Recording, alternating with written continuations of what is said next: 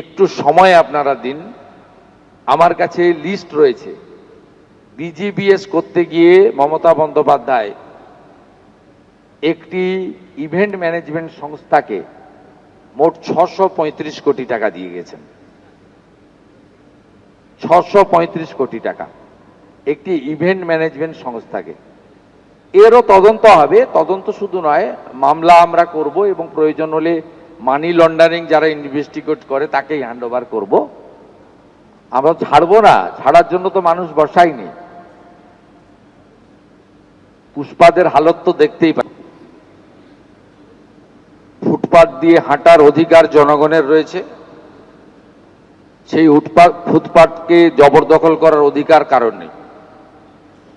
যেখানে সরকারের ভ্যাকেট ল্যান্ড রয়েছে, যেখানে জনগণের প্রয়োজন নেই, সেখানে বৈধ অবৈধ যদি বসে থাকেন মানবিকভাবে দেখব।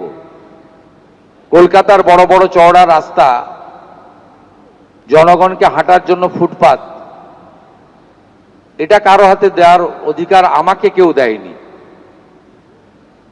আমাকে পাবলিক ভোট দিয়ে জিতিয়েছে, বিজেপি এবং এমএলএরা আমাকে মুখ্যমন্ত্রী বানিয়েছে। আমি জনগণের প্রতি দায়বদ্ধ।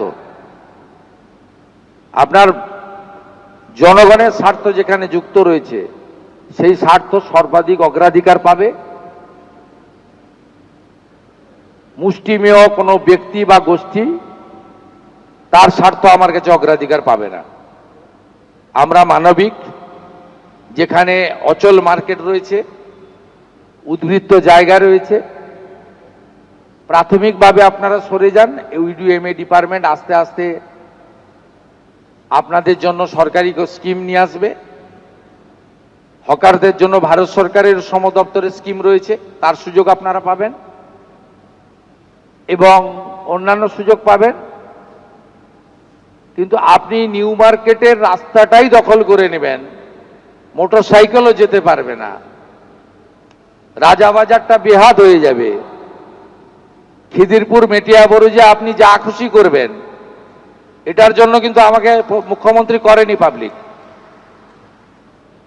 অতএব আপনার এই প্রশ্নের উত্তর আমি দিয়েছি। আর রিগার্ডিং দুর্গাপুজো, এটা নিয়ে আমি এখনো আলোচনা শুরু করিনি। আলোচনা আমি করব। তথ্য সংস্কৃতি দপ্তরের দায়িত্ব আমার হাতেই আছে, আমার সঙ্গে একজন রাষ্ট্রমন্ত্রী আছেন।